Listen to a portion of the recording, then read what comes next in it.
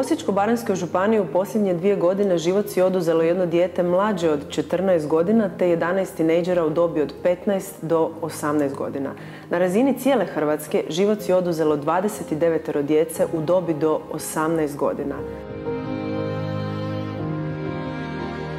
U Hrvatskoj raste broj djece s psihičkim poteškoćama. Samo je u Osječkom zavodu za dječju i adolescentnu psihijatriju posljednjih godinu dana pregledano njih 2793.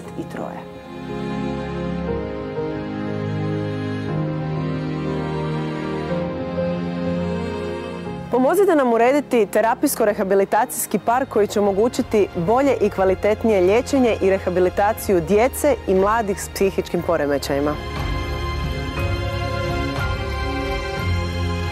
Nazovite 060 9007 i zajedno promijenimo statistiku.